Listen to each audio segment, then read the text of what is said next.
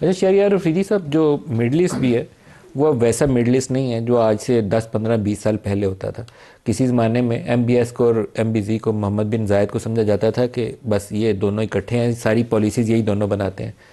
ابھی یمن میں یو اے ای اپنے گروپ کو سپورٹ کرتا ہے، سعودیز اپنے گروپ کو سپورٹ کرتے ہیں. سوڈان میں یو اے ای اپنے گروپ کو سپورٹ کرتا ہے، سعودی عرب اپنے گروپ کو سپورٹ کرتا ہے. صومالیہ کے اندر یہی پوزیشن ہے، صومالی لینڈ کو یو اے ای اور اسرائیل سپورٹ کر رہے ہیں، سعودی عرب کسی اور کو سپورٹ کر رہا ہے. تو they are rivals no in the Middle East. اور ہم سعودی عرب کے ساتھ ڈیفنس پیکٹ میں ہیں. یو اے ای نے ابھی محمد بن زائد نے 2 4 روز پہلے انڈیا کے ساتھ اسٹریٹجک ڈیفنس ایگریمنٹ سائن کیا، جس میں جوائنٹ ڈیفنس پروڈکشن میں بھی جائیں گے. تو it's a very tricky word. ہمیں کیا کرنا چاہیے؟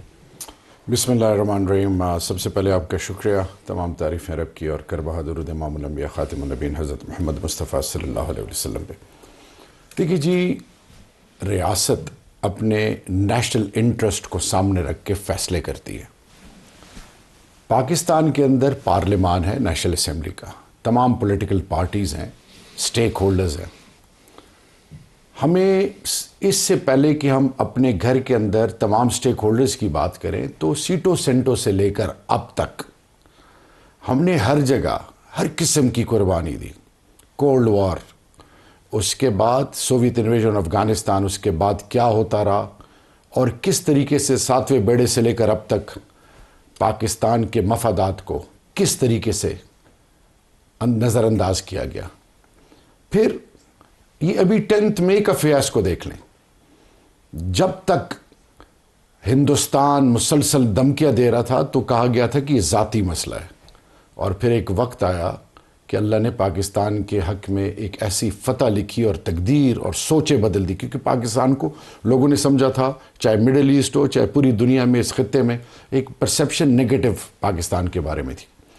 اب پاکستان کی جو پوزیشن ہے، جب ہم اس ریجن کے حوالے سے دیکھتے ہیں تو اگر ہم روس کو اس خطے میں شامل کریں تو دنیا کی آدھی آبادی اس خطے میں رہتی ہے. 4 ممالک کے پاس نیوکلیر ڈیٹرنس ہے: انڈیا، چائنا، رشیا، پاکستان. اب آپ کو ایک ایک قدم بڑا سوچ سمجھ کے لینا ہے.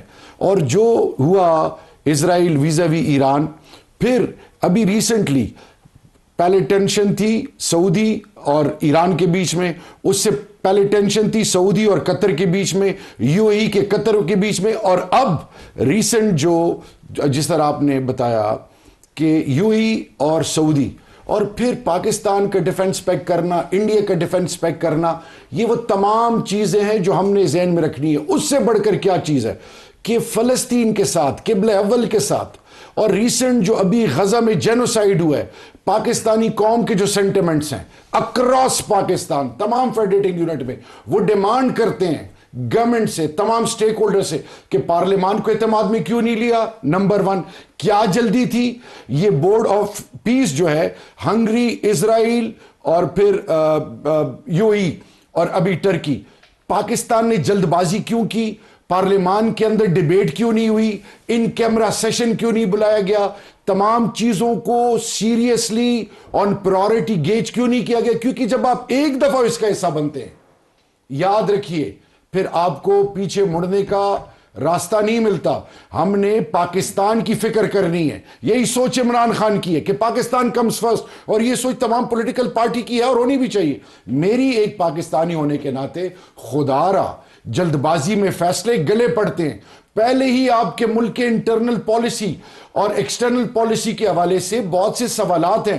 2 فرنٹ پہ آپ کو مسئلہ ہے، ایک طرف سے افغانستان، دوسری طرف سے ہندوستان، اور پھر موجودہ حالات میں آپ کی اکانومی کس ڈگر پہ ہے.